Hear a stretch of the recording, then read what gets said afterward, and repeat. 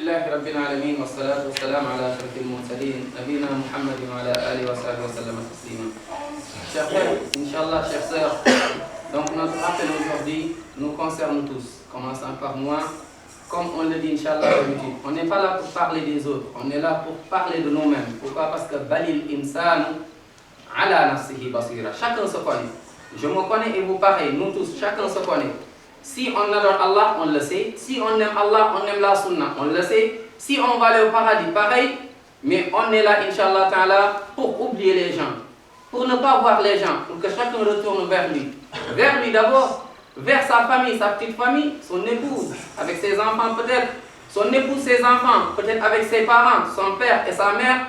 On est là, Inch'Allah, pour nous-mêmes, pour voir les plaies, voir encore nos maladies et toucher les maladies. Pas des politiciens dans la religion. C'est quoi? C'est l'autre qui a fait, l'autre qui a dit, l'autre, et on s'oublie. On parle des autres pour qu'on ne nous voit pas. Non, on parle de nous. Regardez, comme disait Salafus Saleh, les pieds avant nous. Ils disaient, parmi eux, tellement ils faisaient muhasabatun nafs, et on va le voir, Inch'Allah, tellement ils faisaient muhasabatun nafs, parmi eux, tu disais, subhanallah, des gens. Parmi eux, tu voyais, Qawwam, Sawam, des gens qui prient pratiquement toute la nuit, la plus grande partie de la nuit. Parmi eux qui jeûnaient pratiquement un jour sur deux, ou bien ils jeûnaient pratiquement pas mal de jours dans la semaine. Et ces gens, malgré ces actions, le Coran c'était leur programme quotidien.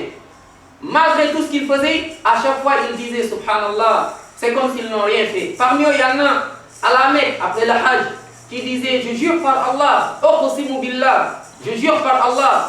Et celui qui dit ça, c'est un des vieux à l'époque. Un des savants à l'époque qui disent oh qasimu billah, je jure par Allah subhanahu wa ta'ala. Aujourd'hui, tous les gens ici à la main, je peux dire qu'Allah a pardonné tout le monde, seulement si je n'étais pas là. À cause de ma présence, peut-être Allah n'a pas pardonné tout le monde. Mais c'est sûr que après moi, ou bien à mon absence, Allah pardonne tout le monde. Ikhwat l'Islam, on est là, Inch'Allah, pour parler de ces points, pour parler de nous-mêmes, parler de notre cœur, parler de nos yeux, parler de nos membres, pour encore prendre le chemin du paradis, pour encore éviter le chemin de l'enfer, pour finalement voir Muhammad sallallahu alayhi wa sallam au paradis. Ikhwat al-Islam, qad aflaha man zakkaha. Allah dit, qad aflah, a réussi qui? Qui a réussi? Qui a réussi? C'est pas celui que tout le monde regarde parce qu'il a tout ce qu'il veut. Il a toutes sortes de voitures, il a toutes sortes d'apparts, de maisons. Il a le compte, mashallah, rempli. Mais sa finalité c'est l'enfer. Il n'a pas réussi. Qui a réussi? Nous dit Allah subhanahu wa ta'ala. Le gagnant c'est qui? Le gagnant c'est celui faman zuhziha 'anil nar wa udkhila al-janna faqad faz wa mal hayatud dunya illa mata'ul ghurur. C'est celui qui vient, Allah dit va au paradis. C'est celui qui vient, c'est qui ses compagnons, avec qui il va être, avec Rasoul sallallahu alayhi wa sallam. Ikhwat al-Islam, Hassan al-Basri disait rahmahullah yawm al-qiyamah, il dit les balances vont être pour certains lourdes, d'autres légères. Il dit si tu veux trouver tes bonnes actions lourdes yawm al-qiyam, c'est-à-dire donc être au-dessus, il dit prépare-les ici. Prépare-les ici, regarde ton compte, regarde tes actions, regarde ce que tu dis, regarde ce que tu regardes, regarde ce que tu vois, regarde là où tu mets tes pieds. Et là, c'est là où tu vois comme masha'Allah, Inch'Allah donc tes balances ou ta balance yawm al-qiyam sera donc Inch'Allah ta'ala à la hauteur. Et qui disait ça avant lui? C'était Omar ibn al-Khattab radiyallahu anhu arda. Omar disait hasibu anfusakum. Oh mes frères et sœurs, hasibu anfusakum. Oublions les gens. Regarde pas les gens, n'écoute pas les gens. Regarde-toi toi-même, écoute-toi toi-même. Il dit hasibu anfusakum. Faites votre propre compte avant yawm al-qiyamah. De toute façon, le compte sera sûr là-bas. Fais ton compte. Ici-bas, comme dit Ibn al-Qayyim. Le premier compte d'abord, c'est que tu appelles ton nafs vers la science. Va apprendre ta religion. Qu'est-ce qu'Allah aime le plus? Qu'est-ce qu'Allah déteste le plus? Qu'est-ce qui te pousse vers le paradis? Et tu lis, tu apprends, parce qu'il y a deux lectures, comme on l'a dit, tu lis dans ce bas monde. C'est le premier verset. Iqra, lis, apprends. Renseigne-toi, demande. Fais des efforts et des démarches pour apprendre ta religion. Si tu ne le fais pas, de toute façon, il y aura une autre lecture. Le jour où on dira Iqra kitab kafa bi nafsika al-yawma alayka hasiba. Lis ton livre. Tu n'as pas voulu lire quand tu étais dunya, lis maintenant. Et là tu vas être aveugle. Tu ne vas pas voir le chemin du paradis. Pourquoi? Tu ne vas pas voir Muhammad sallallahu alayhi wa sallam. Tu ne vas pas voir ses compagnons. Tout simplement parce que tu n'as pas pris, tu n'avais pas le même programme que Mohammed sallallahu alayhi wa sallam. On avance un peu, barakallahu fikum, Inch'Allah. Avancez un petit peu, Inch'Allah, pour qu'il y ait plus de place derrière, Inch'Allah. Ikhwat al-Islam. Donc c'est ça le travail. Le musulman, toujours, comme dit Ibn al-Qayyim, il y a 4 djihad. Quand on parle de djihad, d'abord c'est djihad al-nafs, ton âme, ton cœur. Regarde ton être, mets ton être devant toi. Et tu décortiques ton être. Regarde ce qui te fait être humain. Tu prends tes yeux, tu les mets à côté. Djihad, muhasabatun nafs avec tes yeux. Qu'est-ce que tes yeux regardent? Muhasabatun nafs avec également tes oreilles. Qu'est-ce que tu écoutes? Muhasabatun nafs avec tes pieds. Où tu vas? Quel endroit? Comme disait donc cette femme esclave qui est une fois sortie avec son maître au marché. Dès qu'ils sont venus au marché, il y a son maître qui lui dit attends-moi ici, j'arrive. Quand son maître est parti, le maître est revenu, il ne l'a pas retrouvé. La femme était déjà partie. Le maître était en colère. Il est rentré à la maison, il a trouvé la femme. Son esclave lui dit mais n'est-ce pas, je t'avais dit de m'attendre au marché pour quand tu es parti. Il lui dit ne sois pas en colère. Attends, je t'explique d'abord. Là, ne sois pas rapide, ne te précipite pas. Il dit dis-moi, qu'est-ce qui se passe? Pourquoi tu n'es pas resté là où je t'ai dit? Il dit pourquoi je ne suis pas resté? Je suis resté. Et à un moment donné, j'ai tourné ma tête. Yamnatan wa yasra, droite et gauche. J'ai pas vu quelqu'un lire le Coran. J'ai pas vu quelqu'un faire des azkar. J'ai pas vu quelqu'un faire la prière. J'ai eu peur de rester dans un endroit où il n'y a pas de lecture de Coran, où il n'y a pas de dhikr. J'ai peur, comme dit Allah subhanahu wa ta'ala, que la terre s'ouvre et que finalement Allah subhanahu wa ta'ala me punit à cause de quoi? Parce que tu es resté sans te rappeler d'Allah subhanahu wa ta'ala. J'ai vu les gens, chacun c'était dunya. Et j'ai peur de ce dunya. Raison pour laquelle je suis rentré. Ces gens ont compris. Voilà, ils ont compris. C'est pas pour rien, ils pleuraient. Utbatul Ghulam, un des enfants que tout le monde appréciait à l'époque. Un des pieds disait, je veux voir ce jeune. Pourquoi tout le monde l'apprécie? Pourquoi tout le monde l'aime? Parce qu'il adorait Allah. Utba a passé une nuit avec ce jeune. Un jeune Utbatul Ghulam. Il dit, j'ai fait semblant de dormir. Mais je ne dormais pas, je regardais le petit. La nuit, tout le monde dormait. Les gens ronflaient. Je le vois, mais lui il ne m'a pas vu se lever, faire ses ablutions. Et encore prendre son tapis et dire Allahu Akbar. Il prie le moment où les gens dorment. C'est ça donc les vrais ibadur rahman. Allah s'en dit ibadur rahman. Wa ibadur rahman alladhina yamshuna ala al-ardi hawna. Wa idha khatabahum al-jahiluna qalu salama. Walladhina yabituna li rabbihim sujjadan wa qiyama. Walladhina yabituna li rabbihim sujjadan wa qiyama.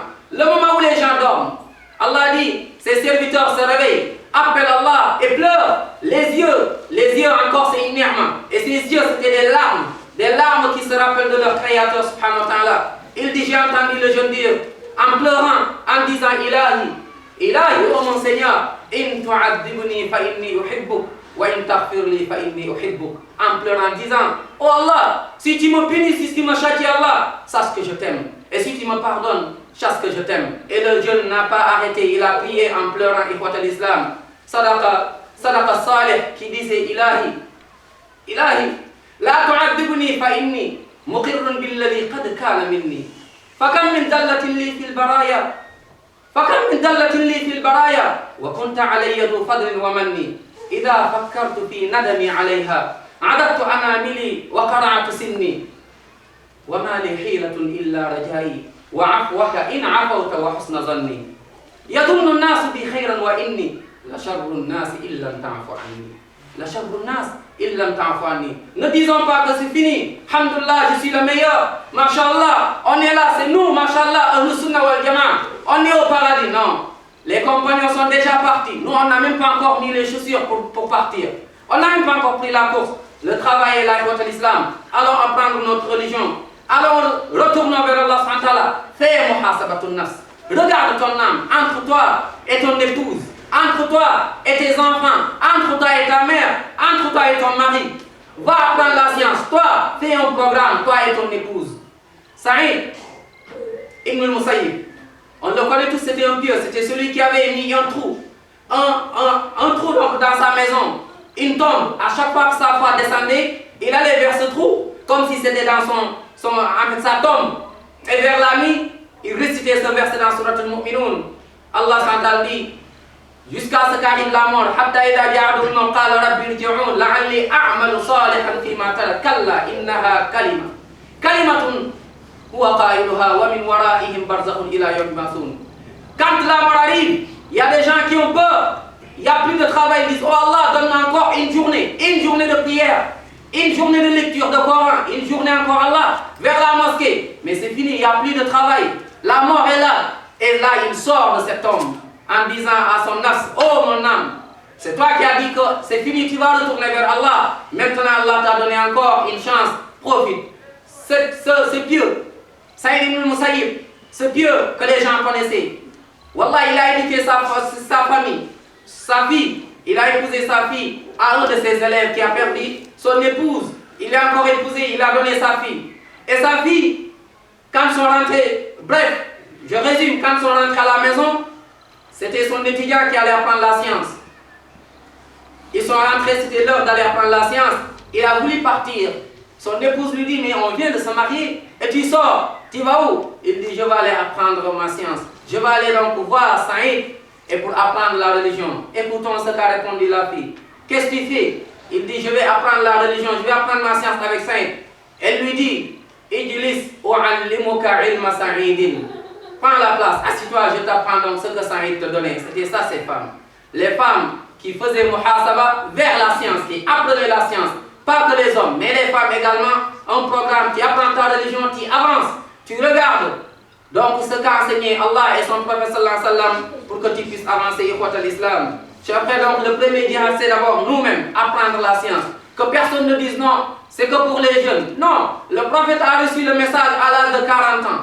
À l'âge de 40 ans, ikhwat al-Islam, il n'y a pas d'excuse. Allons apprendre, allons chercher. Mais cherchons surtout, donc ce qui est sûr, ce qui se conforme au Coran et à l'enseignement prophétique de Muhammad sallallahu alayhi wa sallam. Le deuxième jihad muhasab, c'est quoi? C'est que tu fais muhasabatun nafs, maintenant vers la pratique. Combien de gens aujourd'hui dans la Ummah qui ont appris, qui ont compris, qui ont écouté, qui ont entendu, qui sont enseignés, qui ont fait des cours, des démarches, ils ont appris, mais il n'y a pas de pratique. Il n'y a pas de pratique. Et on veut qu'il y ait baraka. Non. Apprends, même si tu apprends un peu, après l'apprentissage, c'est la pratique. Malheureusement, on ne pratique plus. Malheureusement, peu de gens qui pratiquent, on rajoute que ce qui est interdit, dis donc, l'innovation. Dans nos pratiques, on ne fait que des innovations. Ikhwat al-Islam, si on veut réussir, voir Muhammad sallallahu alayhi wa sallam, il nous faut la pratique qui se conforme à son enseignement sallallahu alayhi wa sallam. Ikhwat al-Islam, préparons donc, Ikhwat al-Islam, là où on va partir. C'est très important. C'est pour cela, la pratique qu'on fait, c'est pour préparer ce voyage. Abu Dhar al-Ghifari, quelqu'un est venu lui rendre visite, un homme. Quand il est rentré dans la maison, il a trouvé que la maison était vide, il n'y a pas de meubles, il n'y a pas grand-chose. Et cette personne a dit, oh Abu Dhar, qu'est-ce qui se passe? Qu'est-ce qu'il y a? Où sont tes meubles? Mais tu n'as rien du tout. Abu Dhar lui dit, seulement le propriétaire m'a dit que je ne vais pas rester longtemps ici, c'est pour cela que j'ai tout donc envoyé vers l'autre maison. Il dit, mais on y va vers l'autre maison. Et c'est qui ce propriétaire? Il dit, c'est Allah. Il m'a dit dans ce bas monde, wa mal hayatud dunya illa mata'ul ghurur. Ad-dunya, c'est pour un laps de temps. Il dit donc, prépare là-bas. Walal akhiratu hiya al-hayawan. Maintenant, yawm al-qiyamah, au paradis. Qui cherche la vie, prépare le paradis. Qui cherche la réussite, prépare le paradis. Qui cherche un bonheur sans fin, prépare le paradis. Wa illa ihwa. Donc, on va regretter et le moment où on ne pourra plus travailler. Ikhwat al-Islam, vers le travail. Après l'apprentissage, c'est les pratiques. Et là, les pratiques, c'est tout. Nos biens, on le donne fi sabilillah. On pratique vers les mosquées, la prière. Regarde les 5 piliers de l'islam. T'en es où? Regarde, d'abord, c'est shahadatayn, double témoignage. T'en es où? Est-ce que réellement tu aimes Allah, tu adores Allah comme le faut? Est-ce que tu suis Muhammad sallallahu alayhi wa sallam? Ou bien tu fais ce que tu veux et tu dis, mashallah, musulman, tu veux le savoir, ma pièce d'identité est là, non. Ikhwat al-Islam, tu vas aller au paradis, c'est Muhammad sallallahu alayhi wa sallam. Tu le suis avec tes pratiques. Ikhwat, bientôt, le Hajj. Où sont les musulmans? Il y en a qui n'y pensent même pas. Il y a des musulmans, ils ont fait chaque année vacances. Chaque année, ils partent. Chaque année, ils dépensent. Chaque année, ils mettent. Chaque année, ils n'ont jamais pensé à effectuer le Hajj, qui est un des piliers de l'islam. Si on enlève le pilier, qu'est-ce qui va rester? Et quoi? Le Hajj nous attend. Les musulmans et musulmanes, hommes et femmes, mariés, Inch'Allah Ta'ala, qui peuvent voyager vers où? Vers la Mecque, pour encore le pilier de l'islam. Il ne faut pas s'arrêter, il ne faut pas dire j'attends d'être vieux et très âgé. Non, quand tu es jeune encore, tu as de la force, tu as tes biens. Des fois, fais ton sacrifice. Dis plutôt, Inch'Allah, l'argent, je vais essayer de travailler cette année pour aller à la Mecque. Je vais essayer de travailler comme tu te fatigues pour acheter une voiture, pour construire une maison, pour encore.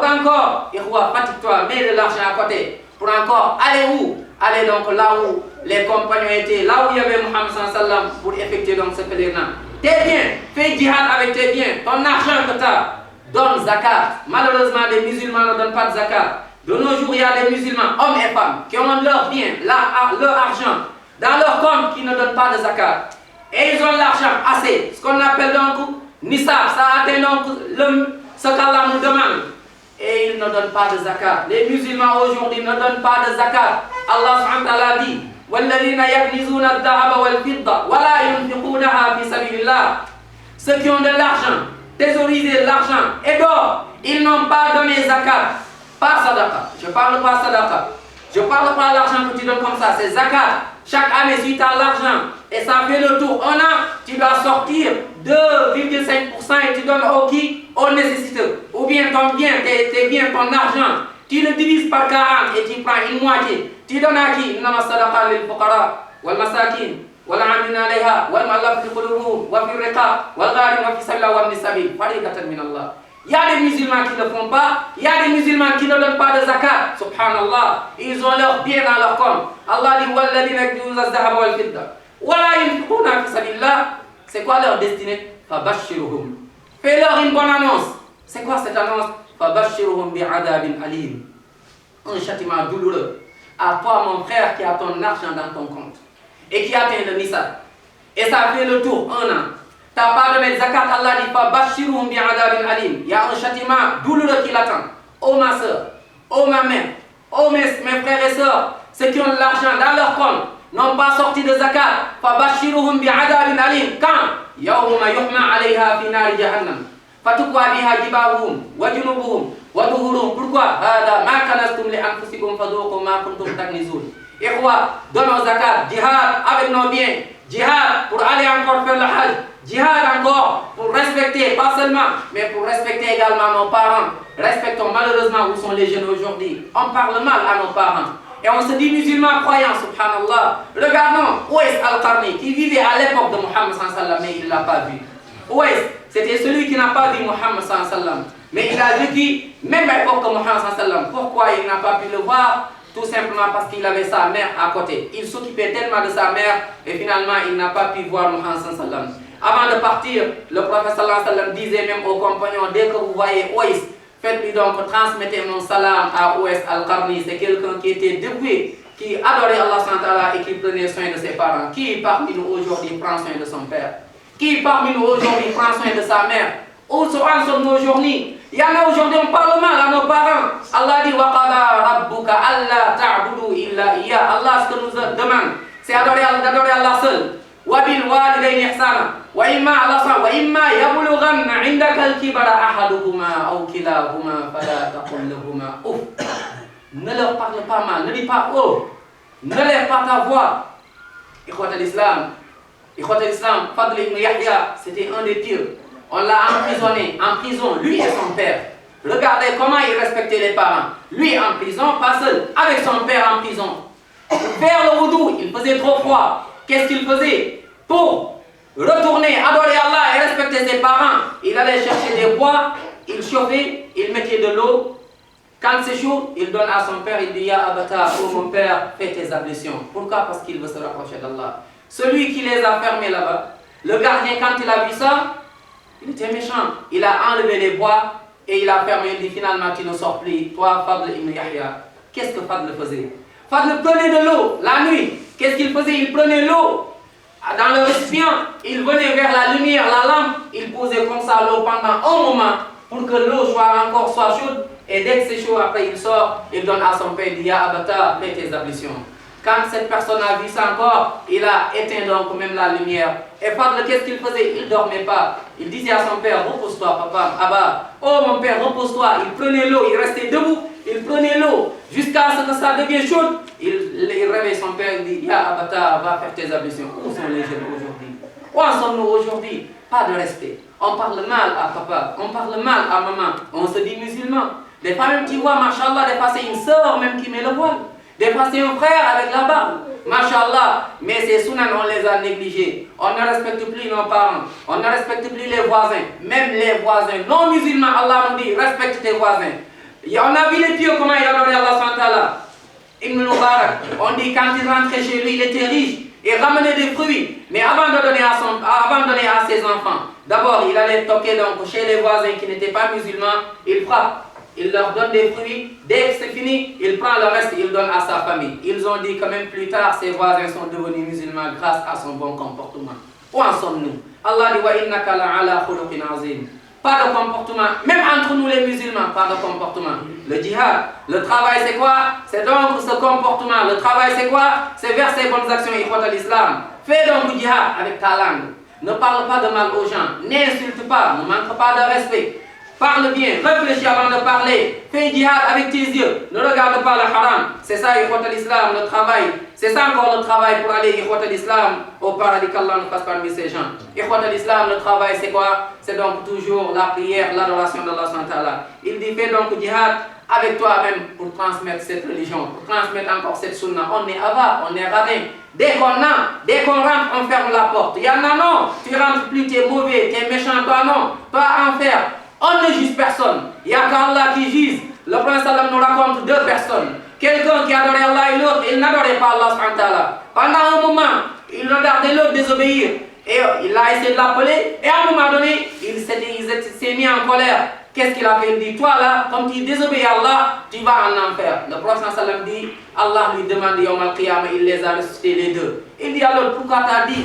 T'as transgressé, t'as dit qu'il va en enfer. Maintenant, c'est l'inverse. Toi qui adorais Allah, va en enfer. Et toi qui désobéissais, va au paradis. Tout simplement, pourquoi?